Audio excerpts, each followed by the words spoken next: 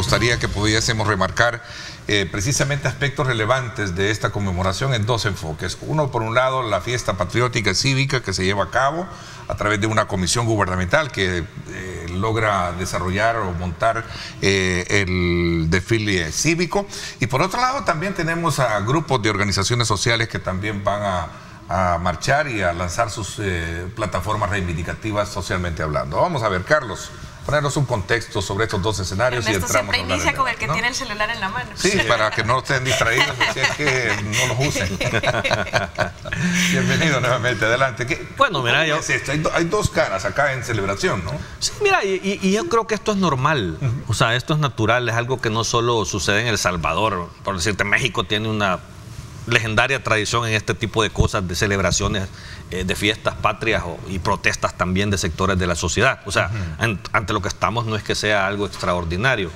Si llama la atención, creo que para El Salvador sí tiene un componente diferente, porque no ha habido esa cultura de la protesta del tipo que se está queriendo desarrollar ya desde hace unos 2 años aproximadamente. Acuérdate que todo este tema de las protestas de la oposición ya en calle nacen en el 2020, para el 15 de septiembre precisamente de 2020, y que tuvo un elemento unificador, que creo que ha sido la protesta más grande que ha habido en estos tiempos bajo este concepto, porque si recordarás, en ese momento estaba ya aprobada la ley del Bitcoin, estaba por entrar en vigencia.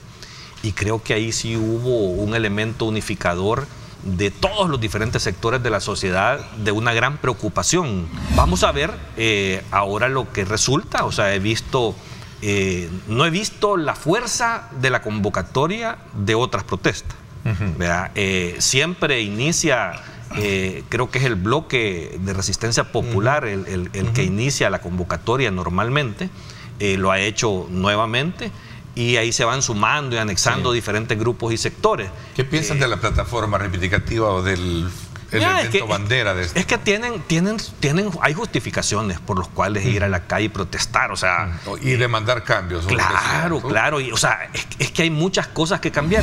En el tema de las marchas, ya lo decíamos desde esa marcha, que esa sí fue bastante grande, siempre van a haber sectores que van a estar marchando y protestando contra el gobierno de turno, porque hay temas que son irreconciliables, dependiendo de la postura. Por eso es que la fórmula de uno de los partidos políticos es interesante, porque la postura de ese partido político, ideológicamente hablando, por lo menos en el tema de la permisibilidad o la habilitación de causales que permitan el aborto en El Salvador, ellos están a favor completamente. Entonces, ese es un tema, por ejemplo, en el cual siempre va a haber un sector en desacuerdo con el gobierno de turno, dependiendo de si el gobierno de turno es un gobierno conservador o un gobierno un poco más liberal y que permita tanto el aborto en su forma general como el aborto por causales. Pero esos temas, perdón, esos temas que está diciendo no son temas de la agenda de esas protestas. Algunas sí, en la de la grande sí, había también marcha feminista dentro de todos. Fueron, pero los temas de agenda que unificó eso no eran esos. O sea, esos son agendas particulares que inclusive las bajaron, bajaron sus canastos particulares para poder unificar en un criterio que era en ese momento, era protestar contra la ley Bitcoin. Esa es su lectura. En mi opinión. No, yo estuve ahí. Por eso, pero usted no estuvo en el corazón de cada uno de los movimientos para poder hablar por ellos. Pero sí con los coordinadores, Tania. Sí, pero esta gente que marcha por el aborto o contra el aborto van a estar ahí. Yo jamás voy a estar en una marcha con ellos, nunca. Pero ellos estaban y estuvimos juntos, por eso, pero no marchamos por esa agenda. Esa agenda jamás fue parte, nunca. Yo creo que siempre ha sido parte y va a continuar. Yo creo que aprovechan la palestra. Ellos tienen su agenda particular, pero esa agenda particular jamás ha sido el motivo de la unificación de la protesta. Veámoslo resumido. Ellos no salieron a marchar por lo que usted dice. ¿Cómo no? Ellos salieron a marchar porque siempre marchan. No, esos grupos fueron coordinados. Hubo una mesa donde se coordinó con ellos. Si no hubieran coordinado con ellos, hubieran salido a marchar. Ese es mi punto. No necesariamente. Sí, pero no en esa magnitud. No con la agenda que se luchó en ese momento. Y el resto, en mi opinión, siempre iban a marchar, los coordinaran o no, son grupos que siempre marchan. Hay sectores poblacionales que siempre han estado en lucha constante, algunas minorías, que siempre salen a marchar, como muy bien dice la Lictania, y que lo han hecho con los diferentes gobiernos. Sí. El tema de nuestros excombatientes, o sea, el Estado no ha tenido la capacidad de responderle a nuestros excombatientes de ambos bandos. Claro. Pues. Entonces, esos sectores sociales siempre, y también hay que ubicarnos que las luchas, las reivindicaciones sociales se obtienen en la calle, o sea, difícilmente se pueden obtener sentados en una mesa con trajes y tomando café, sino que esas reivindicaciones son de lucha de calle. Creo que qué bueno que la mesa se centró en la otra arista de esta fecha, ¿no? En el tema de las marchas, en el tema de la propuesta de la oposición. En ambas eso cosas. Indica, el énfasis introductorio es para resaltar ambas cosas. Eso indica la relevancia que está teniendo los temas, ¿no? de protesta o los temas que están motivando estas marchas. Pero yo quiero hacer aquí solamente una pequeña, digamos, separación con el tema histórico, es decir, celebrar la fecha de nuestra independencia. Yo creo que siempre va a ser importante, siempre. Y yo aspiro como ciudadano, como salvadoreño, que nunca dejemos de conmemorar y celebrar los esfuerzos que se hicieron en aquel entonces para lograr una independencia de España. Pero fíjate que en ese sentido a mí me gustaría, y también aspiro, que hay una fecha también muy importante para la historia del pueblo salvadoreño, que a pesar de que, bueno, en las mismas palabras pues del Estado salvadoreño y del gobierno, se ha querido mancillar, como es la fecha de firma de los acuerdos de paz. Yo aspiro también, y este sí es un llamado a toda la sociedad salvadoreña, y ojalá que el sistema educativo pueda hacer esfuerzos en ese sentido, de que esa fecha sea conmemorada realmente como debe de ser. Yo creo que tampoco han sido fracasos las últimas convocatorias. Yo creo que los esfuerzos populares... ¿Quién lo dijo? ¿Tú dijiste esto, Juan? Ahí está la evidencia, pues. Los esfuerzos, habría que definir qué es un fracaso, porque los esfuerzos ciudadanos, los esfuerzos populares, jamás por ir a denunciar las injusticias, por ir a denunciar políticas públicas dañinas que van en detrimento de esta sociedad, jamás van a ser un fracaso. Por 10 personas que lleguen, uno no puede desmeritar el esfuerzo. No solo es la magnitud del evento. Sí, es decir, es el tema. El tema de la agenda. Es decir, a ver, es como que digamos que solamente porque 10 personas tuvieron el valor de denunciar lo que se está haciendo con los fondos de pensiones, no significa que es un fracaso. No es un fracaso, es un tema que tiene repercusiones serias para todos. Ahora, que llegaron 10, bueno, pero eso no es el tema, como decía Carlos, el tema es, la importancia es el tema y no la cantidad de las personas. Por eso es que no me gusta ese término, porque creo que desmeritar temas importantes, incluso para 5. A ver, hay temas que son importantes para una comunidad, por ejemplo, en el Bajo Lempa. ¿Qué temas? Los temas de importancia para ellos no son temas de importancia quizás para nosotros.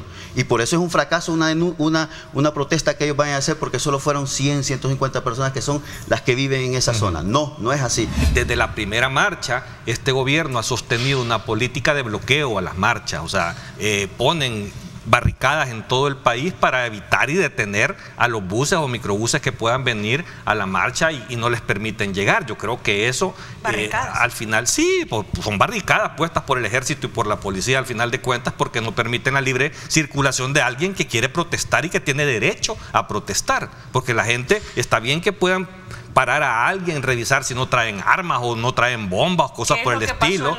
Sí, pero eso no es cierto, porque nunca han habido ese tipo de actividades. O sea, si yo creo que si las marchas buscaran provocar ese tipo de efectos, se estarían haciendo un daño ellos mismos.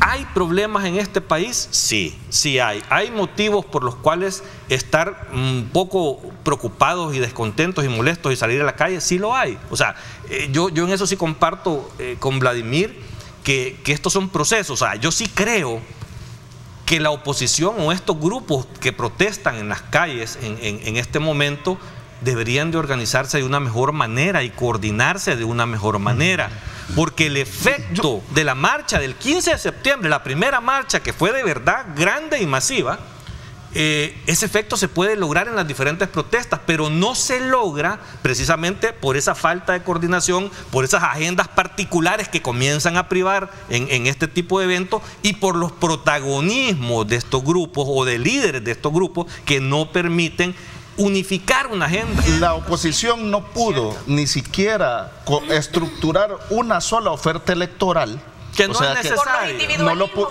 los dice- individualismos, Pero es que eso no es obligación. No, por eso, Sí, no pero, es necesario. pero estratégicamente hubiese sido viable, pero no pudieron estructurar ni siquiera una candidatura a la oposición. Ese es parte del problema. Difícilmente, No era una obligación, pero era lo más inteligente. difícilmente van a poder estructurar una sola agenda para salir a marchar. O No sea, es de sumar. que es más pero ¿a qué voy? diverso. Ahí vas a ver un montón de candidatos hoy. Hay cosas de diferentes. candidatos que van a ocupar la palestra de la marcha de sectores sociales cuyas luchas son válidas, y ahí van a querer andar llevando Pero ahí es donde está el agua para su problema. O sea, molino. hay que saber ¿Me separar entendés? las agendas partidarias electorales de las agendas Pero de organizaciones sociales que protestan. Po. El punto es dónde se crece la oposición, dónde se crecen los descontentos sociales, cuando el Estado es incapaz de resolver los intereses de la población. O sea, antes del régimen de excepción ya había comenzado a hacer un poco de agua. Y el régimen de excepción sí le ha dado Es que el comenzó el plan suficiente control aire. territorial, acuérdense. No, pero eso era el pacto. 2019. No, Ese es era que el pacto. dijo eran 7 No, fases. no, Nunca dijo estas son las nunca 7 hubo fases. plan Iban control caminando. territorial, era un Mira, pacto. mira, Es lo que el trata de hecho bajar. que refuta ese Ok, tema vamos, del plan control sí. territorial es esto. Toma posesión el Vamos a hablar del régimen, Sí. ya. Toma Cambiemos de posesión el 1 de 2019 e inmediatamente los homicidios hubo una Se reducción. O sea, ¿qué explicación tiene esa? Se ha satanizado el régimen porque ha hecho falta que el gobierno, es decir, todo es mejorable siempre. Y por supuesto que los resultados efectivos y eficientes de recursos que hemos tenido en el marco del régimen siempre son espectaculares, pero siempre se pueden mejorar. Eso es innegable. ¿Cómo se va a mejorar? Hay gente que está claramente abusando del poder en el marco del régimen. Ya vimos la detención de algunos policías que estaban extorsionando a familiares de detenidos para que los dejaran libres o llevados por el régimen, porque así es lo que decían, y ya los detuvieron. Hubo otros cercanos al director de centros penales que fueron detenidos por estar vendiendo visitas y sacando a pasear a los reclusos. Entonces, ese tipo, hay también narrativas de personas que estuvieron detenidas, que salieron porque se comprobó que no tenían nexos y que están dentro del margen de error que se reconoció por el propio gobierno, por parte del presidente Bukele, que incluso es más alto ese porcentaje. Tenemos más de 7.000 personas liberadas que nos narran las situaciones que adentro se están viviendo de algunos empleados de gobierno que están siendo abusivos en el ejercicio de su poder y están torturando personas. Son narraciones de personas que estuvieron allí.